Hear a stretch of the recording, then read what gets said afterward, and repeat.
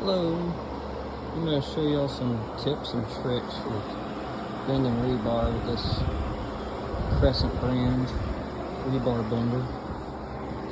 Yes, first thing I'd show would be how to do takeoffs for it, at least for 1/2 inch rebar.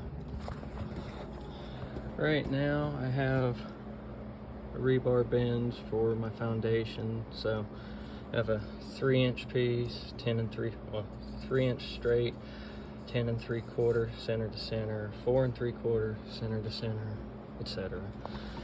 So for 1/2 inch, what you're gonna do is say your first measurement. Well, I cheated it a little bit because I want it, but say you want 2 5/8. So you put your first mark at 2 5/8.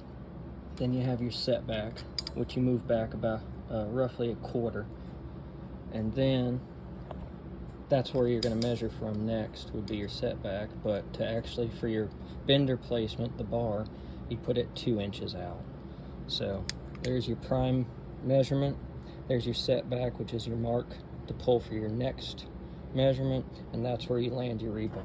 Then since my next piece, or my next center to center bend, is 10 3/4, I put my tape measure on the setback part, then I mark 10 3/4, then I pull back another 1/4, then I mark 2 inches out from that, etc., etc.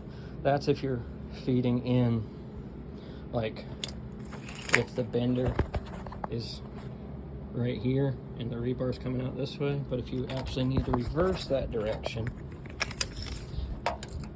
then you'd pull from your setback, and what I want is 8'6" and a half as my center to center. So measure out all the way here, 8'6" and a half. But the key is this time, need to focus. This time you actually measure for your setback, which in this case would be the gain, how much you gain per bend.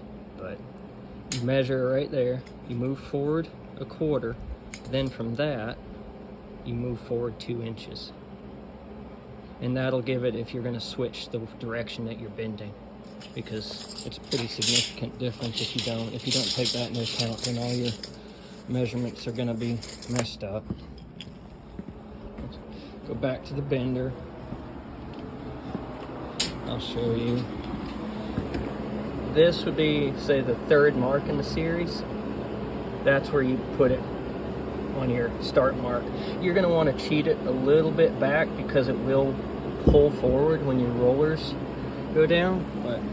And then if you don't want to spin at all, usually I just step on it a little bit, and that'll keep it from rotating, which makes a big difference when you get more and more bends together. So there's the first bend. Line that up roughly down. Roll your 90 down. Oh. Sorry, doing this one-handed solo makes it a little bit difficult.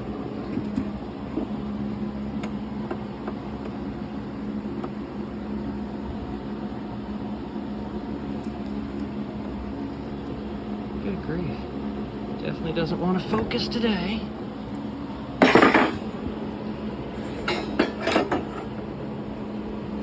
Then I put some little jigs right there to help it line up for when the 90s are hanging down.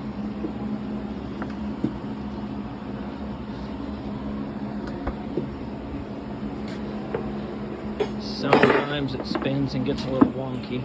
Ideally, if you put it on the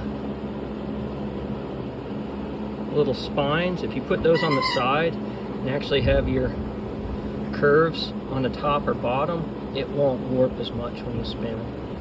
But there's some rough tips and tricks. Not the greatest quality, but a little bit difficult with the iPhone and working with rebar. Anyways, hope that helped.